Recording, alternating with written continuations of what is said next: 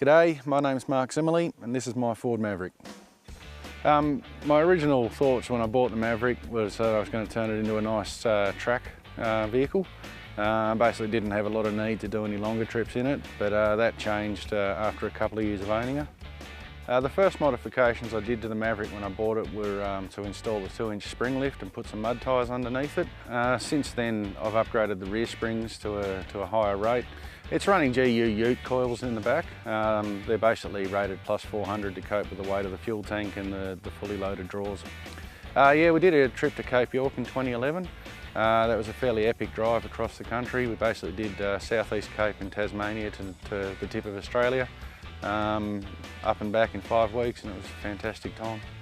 Turning the Shorty into the Tourer took a number of steps. I had to get it right mechanically first. So an engine rebuild was done in 2009. That was probably the first stage. Myself and 3 of my mates pulled the engine out and sent it off to be reconditioned. I did the engine because it was blowing a bit of smoke. The rings had gone in the previous engine. So it was a stitch in time. I probably could have nursed it along for a bit, but it wouldn't have been healthy and probably would have done more damage long term. I did build a custom drawer system for the Maverick, basically to fill up the boot nicely and take advantage of the existing mounts in the vehicle. A very good friend of mine helped me build the drawers for that, and it came out fairly well. The custom bars were built by Enduro Off-Road in Victoria. They're made out of steel, obviously, nice hoops for headlight protection. The thing I like about them is they give me a little bit better approach and departure angles. It was something I planned for, just with the truck being a dual-purpose tourer and also has to be capable on the tracks. Helps it get in and out of tight spots a bit better. The rear bar is also made to accommodate as much as I can, store it on the outside of the vehicle. So in addition to the tyre, it's got a swing away for the jerry cans and a jack and some Pioneer tools if I need them. I've also installed a dual battery system and an air compressor under the bonnet. Again, I did that with my friends.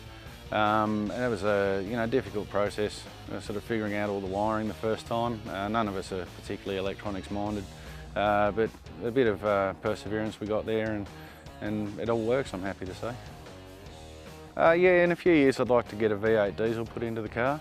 The TV42 that's in it now is not great on petrol, and the V8 diesel would actually give me better economy. What I enjoy about the 4-wheel drive lifestyle is the freedom to get out and go camping and see something different that you have to get off the beaten track to see. We'd also like to do the Simpson Desert, Canning Stock route, and try and get up into the Kimberley eventually. I'd like to thank a couple of mates for helping me get the Maverick to this point. Gary, Nathan, Kizza, James, Brett and Mark. And having a group of mates that you can go out bush with and go camping and sit down at the end of the day and enjoy a beer around a campfire, it's just fantastic.